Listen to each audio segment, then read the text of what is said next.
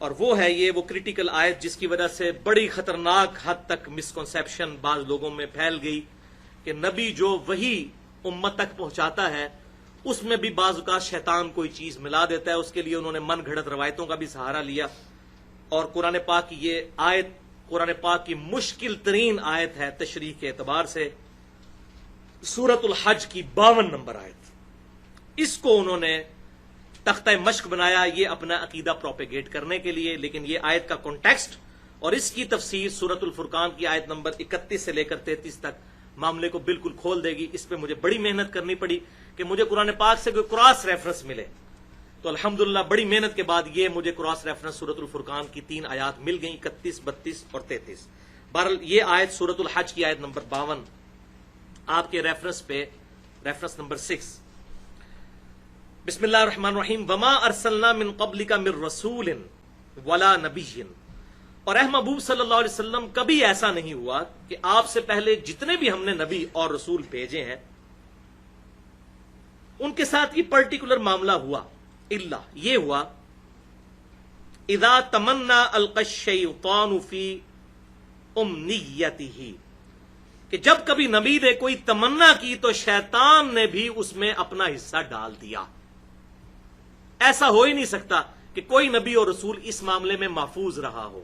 ہمیشہ ایسا ہوا ہے کہ جب نبی نے کوئی تمنا کی تو شیطان نے اس کی تمنا میں اپنا حصہ ڈال دیا. فَيَنْسَخُ اللَّهُ مَا يُلْقِي الشَّيْطَانُ پھر اللہ تعالیٰ نے اس کو تو نسخ کر دیا ختم کر دیا جو شیطان نے القاء کرنے کی کوشش کی. ثُمَّ يُحْكِمُ اللَّهُ آيَاتِهِ اور پھر اللہ تعالیٰ نے اپنی آیات کو محکم اور مضبوط کر دیا. وَاللَّهُ عَلِيمٌ حَكِيمٌ اور اللہ تعالیٰ علم والا اور حکمت والا ہے. بعض لوگ اس بات کو نبی کی طرف لے گئے کہ نبی پر شیطان کو یہ القاء کر دیتا ہے معاذ اللہ استغفر اللہ پھر اللہ تعالیٰ اس کا القاء ختم کر کے تو آیات کو محکم کرتا ہے. جو نبی پر وحی آتی ہے اس وحی کے دوران شیطان بھی کوئی وحی انجیکٹ کر دیتا ہے. یہ تو بھائی بالکل غلط ہے. یہ تو قرآن کے پورے فلسفے کے خلاف ہے کیونکہ قرآن تو کہتا ہے کہ ہم نبی کی حفاظت کرتے ہیں. وما ينطق عن الهوى ان هو الا وحی یوحى. سورۃ الجن کی آخری آیت ہے کہ اللہ کی یہ شان نہیں کہ اپنے غیب پر کسی کو مطلع کرے مگر اپنے پسندیدہ رسولوں میں سے بھی اور ان کی حفاظت پہ بھی فرشتے مامور کر دیتا ہے. اور یہ مضمون قرآن میں کئی جگہ ہے. اصل اس میں مخاطب ہیں عوام الناس. اب اس آیت کو سمجھیے کہ کبھی ایسا نہیں ہوا کہ کوئی رسول اور نبی آیا ہو مگر یہ کہ یہ معاملہ ہوگا کہ جب کبھی اس نے تمنا کی کہ وہ دعوت حق جو اللہ نے اس کو دی ہے وہ عوام الناس تک پہنچائے تو شیطان بھی اس کے اندر اپنی عمل دخل کر دیتا ہے. مراد یہ کہ جب وہ لوگوں کو حق بات پہنچاتا ہے تو لوگوں کے دلوں میں وہ وسوسے ڈال کر نبی کے خلاف کر دیتا ہے عوام کو. پھر اللہ تعالیٰ اس معاملے کو دور کرتا ہے. وہ کیسے کرتا ہے؟ اعتراضات کر کے. یار یہ کیا قرآن میں آیت نازل ہوئی, یہ کیا مکھی اور مچھر کی مثال. تو اللہ تعالیٰ نے اللہ نے کوئی علم نہیں جھاڑنا بلکہ اللہ تبارک و تعالیٰ اس مثال کے ذریعے لوگوں کو بات سمجھانا چاہتا ہے. اگر کسی کو مکھی اور مچھر کی مثال سے سمجھ آتی ہے تو اس طرح سمجھ آ جائے.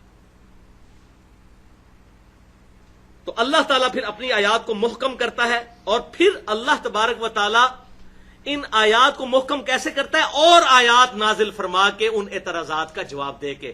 اسی لیے تو بھائیو یہ اتنی موٹی کتاب ہے ورنہ ایک صفحے کی کتاب ہوتی ہے. یہ اتنی بڑی کتاب اسی لیے ہے کہ وسوسے بہت زیادہ ہیں. 23 سال تک نازل ہوتی رہی. تو ان وسوسوں کو سیٹل کرنے کے لیے اللہ تعالیٰ کہتا ہے کہ جب یہ عوام الناس کے اندر کوئی ایسا معاملہ کرتے ہیں تو اللہ تعالیٰ اپنی آیات کو محکم کر دیتا ہے. اور یہ تفسیر میں نے اپنی طرف سے نہیں کی, اس کی سپورٹ میں یہ آیات مجھے ملی الحمدللہ بڑی محنت کے بعد. سورۃ الفرقان آیت نمبر 31 سے 33 ریفرنس نمبر 7. یہ باقی آیات سورہ حج کی بعد میں مکمل کریں گے. یہاں کراس ریفرنس کے طور پر اس چیز کو لے لیں. وَكَذَلِكَ جَعَلْنَا لِكُلِّ نَبِيٍّ عَدُوًّا مِّنَ الْمُجْرِمِينَ اور ہم نے اسی طریقے سے ہر نبی کے دشمن بنا دیے مجرموں میں سے. یعنی اللہ تعالیٰ یہ کشمکش کرتا ہے. یہ دشمن بھی اللہ تعالیٰ نے شیطان بھی پیدا کیا اور یہ سارے معاملات یہ جو حالات ہوئے آزمائش کے لیے. وَكَفَى بِرَبِّكَ هَادِيًا وَنَصِيرًا اور تیرا رب کافی ہے ہدایت دینے کو اور مدد کرنے کو. وَقَالَ الَّذِينَ كَفَرُوا لَوْلَا نُزِّلَ عَلَيْهِ الْقُرْآنُ جُمْلَةً وَاحِدَةً اور کافر یہ اعتراض کرتے ہیں کہ یہ قرآن ایک اکٹھی کتاب کی صورت میں کیوں نہیں نازل ہوا؟ قرآن میں خود لکھا ہوا ہے کہ تورات اور انجیل جو ہیں وہ اکٹھے نازل ہوئے ہیں، تورات موسیٰ علیہ السلام کو دی گئی اکٹھی تختیوں کی شکل میں، یہ قرآن کیوں 23 سال سے نازل ہو رہا ہے؟ مکی دور میں 13 سال سے اکٹھی ایک کتاب سلیبس کے طور پہ پکڑا دی جاتی۔ اب یہ کافروں کا اعتراض تھا، تو اب دیکھو اعتراض کرنے میں تو کوئی بھی اعتراض کر سکتا ہے، یعنی اگر اکٹھی ہو جاتی پھر تسی مان لینا سی۔ عیسیٰ علیہ السلام پہ 12 بندے ایمان لے کے آئے، موسیٰ علیہ السلام پہ بھی ایمان لانے والے تو 6 لاکھ کے قریب تھے، جب قتال کی باری آئی تو 2 بندے ساتھ رہ گئے، باقی سارے ادھر ادھر ہو گئے۔ تو یہ اعتراضات، دل بےمان تھے اجٹا ٹیر، جنہوں سے پنجابی کہنا ہے کہ دل میں بےمانی ہو تو پھر جھوٹے دلائل تو بہت گھڑے جا سکتے ہیں۔ تو یہ کافر اعتراض کرتے ہیں یہ کتاب اکٹھی کیوں نہیں نازل ہوئی؟ تو اللہ تعالیٰ فرماتا ہے کذالک، یہ اس لیے ہے لنثبت به فؤادک ورتلناہ ترتیلا، یہ اس لیے کہ محبوب صلی اللہ علیہ وسلم ہم آپ کو اس کے ذریعے مضبوط کریں اور ٹھہر ٹھہر کر کے آپ پر یہ کتاب پڑھیں۔ مراد یہ کہ آپ صلی اللہ علیہ وسلم کے لیے گائیڈ لائنز ہیں، مسلسل 23 سال سے آپ کا اللہ تعالیٰ کے ساتھ ڈائریکٹ رشتہ برقرار، اور آپ کو آہستہ آہستہ اس کے ذریعے مضبوط کیا جا رہا ہے۔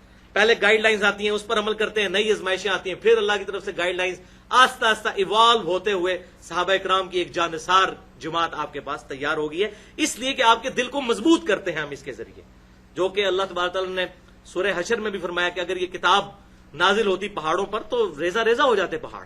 نبی صلی اللہ علیہ وسلم کے مبارک دل پہ آہستہ آہستہ اس کو نازل کیا گیا تاکہ آپ کے دل کو مضبوط کیا جائے اس کے ذریعے۔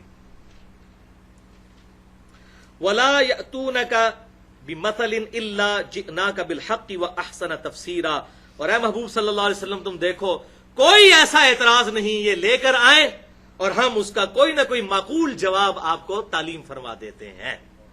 احسن تفسیرا، اب اس کو اوپر جوڑ لیں سورہ حج کی 52 نمبر آیت کے ساتھ کہ اللہ تعالیٰ فرماتا ہے جب کوئی شیطان کوئی کام ڈالنے کی کوشش کرتا ہے تو اللہ تعالیٰ شیطان کی اس معاملے کو پیچھے کر کے اپنی آیات کو محکم کرتا ہے، مراد یہ اس کا جواب دے دیتا ہے۔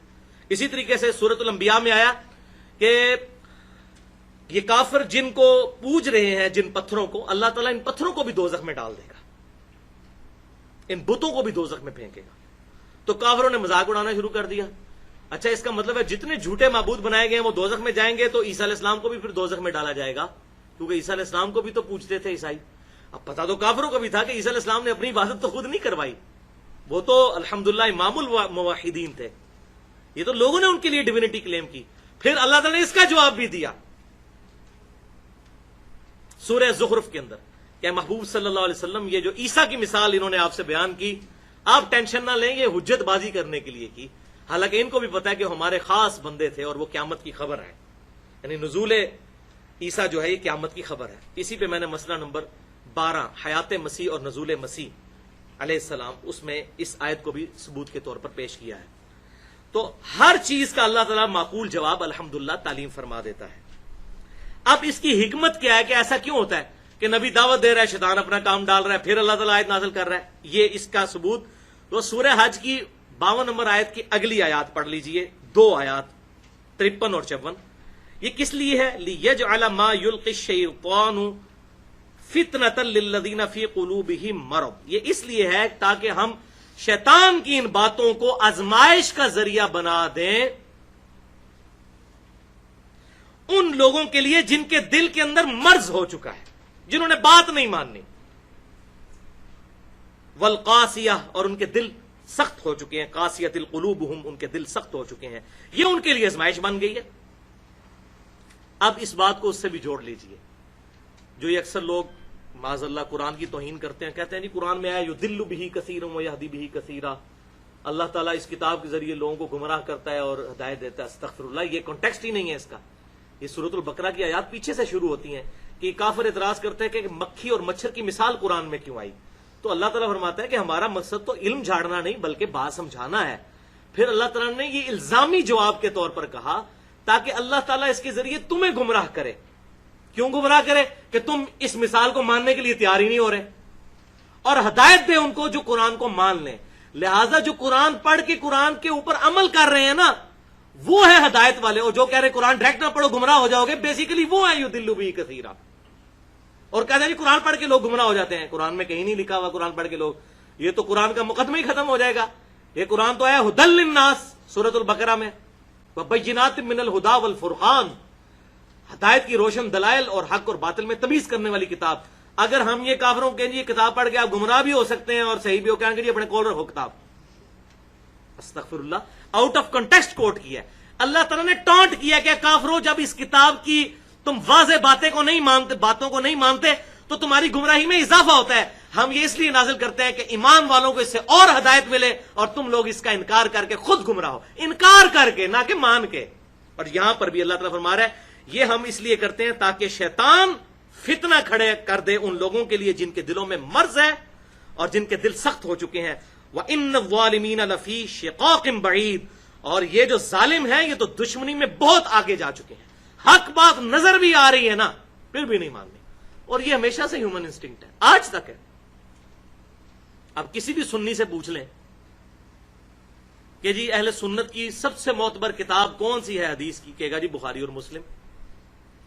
اور اسے پوچھیں بھائی بخاری اور مسلم میں نماز کا جو طریقہ لکھا ہوا ہے آپ کو پتا ہے؟ تو 95% سنی اس طریقے پہ نماز ہی نہیں پڑھ رہے دنیا کے۔ ادھر آگے وہ کتاب بیک گراؤنڈ میں چلی جائے گی، ان کے لیے ازمائش بن جائے گی۔ پھر کبھی کچھ کہیں گے جی وہ فلانی 6 لاکھ حدیثاں یاد سنتے، اینیاں کٹا دیتی ہیں تو اینیاں ودا دیتی ہیں۔ وہ 6 لاکھ حدیثیں نبی صلی اللہ علیہ وسلم کی کہاں سے آئیں بھائی؟ وہ ترک تھے، آپ کی ٹوٹل حدیثیں 10,000 ہیں، وہ 6 لاکھ ترک ہیں۔ اس میں نے مسئلہ نمبر 36 ضعیف الاسناد اور من گھڑت احادیث کے فتنے کا تحقیقی جائزہ 87 منٹ کی گفتگو الحمدللہ اس حوالے سے کی ہے۔ تو مخالفت پہ کوئی بندہ اترا ہے تو کبھی بھی حق بات نہیں مانتا، چاہے آپ اس کو قرآن حدیث کھول کے بھی دکھا دیں۔ اور دوسری طرف کیا ہے؟ وَلِيَعْلَمَ الَّذِينَ أُوتُوا الْعِلْمَ، تاکہ جان لیں اہل علم، علم والے لوگ، جذبات والے لوگ نہیں، جو علم کے اوپر اپنے عقائد و نظریات کی بنیاد رکھنا چاہتے ہیں، أَنَّهُ الْحَقُّ مِن رَبِّكَ، کہ یہ کتاب حق ہے آپ کے رب کی طرف سے۔ ان کو تو یقین ہو جائے گا، جن جن آیات پہ یہ اعتراضات کریں گے مومنین کو وہی آیات ایمان کے بڑھنے کا سبب بن رہی ہوں گی۔ الحمدللہ من ربک، تیرے رب کی طرف سے، فیؤمنوا بہ، اور وہ اس پر ایمان لائیں، فتخبت لہ قلوبہم، اور تاکہ ان کے دل جھک جائیں اس کتاب کی طرف۔ وان اللہ لہادی الذین آمنوا، بے شک اللہ تعالی ہدایت دینے والا ہے ایمان والوں کو، الی صراط مستقیم، سیدھے راستے کی طرف، ایمان والوں کو جو واقعی خود ایمان لانا چاہیں۔ تو یہ الحمدللہ سورۃ الحج کی آیت نمبر 52 سے لے کر 54 تک یہ معاملہ بالکل کلیئر ہو گیا اس حوالے سے۔ لیکن ابھی بھی کریٹیکل چیزیں کچھ باقی ہیں، انشاءاللہ اگلی دفعہ ڈسکس کریں گے۔ ایک چیز میں ڈسکس کر لوں، یہ سورۃ الحج کی 52 نمبر آیت کے کانٹیکسٹ میں ایک مرسل روایت ہے جو تفسیر ابن کثیر میں بھی نقل کی گئی، ابن کثیر نے بھی اس کو ضعیف ڈکلیئر کیا،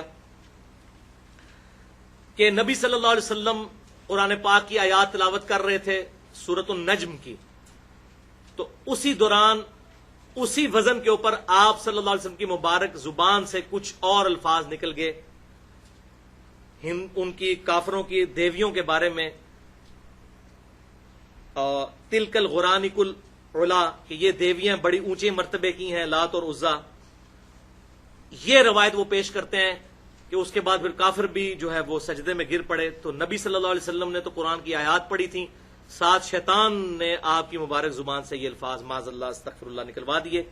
یہ بھائیوں بالکل جھوٹی روایت ہے، اور اس کا میں نے پوسٹ مارٹم مسئلہ نمبر 36 اسی ضعیف الاسناد اور من گھڑت احادیث کے فتنے کا تحقیقی جائزہ، اس میں جو میں نے 5 جھوٹی اور ضعیف روایتوں کی مثالیں دی ہیں کہ جن کی وجہ سے دین کا بیڑا غرق ہوا ہے، اس لیے صحیح حدیث پر ایمان لانا ضروری ہے، ان میں سے ایک مثال یہ بھی ہے۔ یہ بالکل جھوٹی روایت ہے، اس کی اسلام میں کوئی حیثیت نہیں ہے۔ اب یہاں پر یہ بات بھی یاد رکھیں کہ آپ صلی اللہ علیہ وسلم یا انبیاء کرام علیہ السلام دین پہنچانے کے حوالے سے 100% اللہ تعالیٰ کی حفاظت میں ہوتے ہیں، ان پر کوئی شیطان کا غلبہ نہیں آتا۔ لیکن جہاں تک دنیاوی معاملات کا تعلق ہے، صحیح مسلم میں اوپر تلے 4 طرق موجود ہیں کہ آپ صلی اللہ علیہ وسلم نے ارشاد فرمایا، وہ بڑا ڈیٹیل واقعہ ہے، ابھی ٹائم نہیں بیان کروں، تبیر نحل والا واقعہ، وہ کھجوروں کی پیوند کاری اور گرافٹنگ والا واقعہ، اس میں آپ صلی اللہ علیہ وسلم نے اینڈ پہ ارشاد فرمایا، انتم اعلم بامر دنیاکم، دنیا کے کاموں کو تم بہتر سمجھتے ہو۔ اور اس میں آگے الفاظ ہیں صحیح مسلم میں، ابو داؤد میں بھی موجود ہے یہ حدیث، مسلم میں 4 طرق اس کے موجود ہیں کہ جب کبھی میں تمہیں اللہ کے ریفرنس سے کوئی بات بتایا کروں تو اس کو من و عن قبول کیا کرو. ہاں جب تمہارے دنیاوی معاملے میں کوئی تمہیں مشورہ دوں تو تم خود دیکھ لیا کرو دنیا کے کاموں کو تم بہتر سمجھتے ہو جو تمہارا اپنا ایکسپیرینس ہے. اب دیکھیں نا جو آج اس وقت سائنس نے جو ترقی کی ہے، یعنی کہ وہ 550 مسافروں کو لے کر ایئر بس A380 آسمان میں اڑ رہی ہے، اور کہاں لوگ 4 مہینے میں حج کے لیے پہنچتے تھے اور اب 4 گھنٹے میں پہنچ جاتے ہیں. اب یہ صحابہ کرام کو تو یہ چیزیں، یہ ٹیکنالوجی نہیں پتا تھی نہ ان کا یہ فریم آف ریفرنس تھا. تو یہ انسان کو جو اللہ تعالیٰ نے وقت کے ساتھ ساتھ ایوولوشن کرائی، ترقی کروائی، اس حوالے سے، اور یہ حدیث تعبیر نحل والی میں نے پوری حدیث اور اس حوالے سے اسلام کا کیا کنسپٹ ہے، آپ صلی اللہ علیہ وسلم نے امت کو کلیئر کٹ ایک ویژن دے دیا. انتم عالم بامر دنیاکم. اس حوالے سے 35 منٹ کی میری گفتگو ہے مسئلہ نمبر 39 کے نام سے، علم وحی اور علم سائنس کی اہمیت اور ان کا دائرہ کار. یہ بڑی امپورٹنٹ اور ٹیکنیکل گفتگو ہے. اس حوالے سے اللہ تعالیٰ سے دعا ہے جو حق بات میں نے کہی اللہ تعالیٰ ہمارے دلوں میں راسخ فرمائے. اگر جذبات میں میرے منہ سے کوئی غلط بات نکل گئی تو اللہ تعالیٰ ہمارے دلوں سے محو کر دے.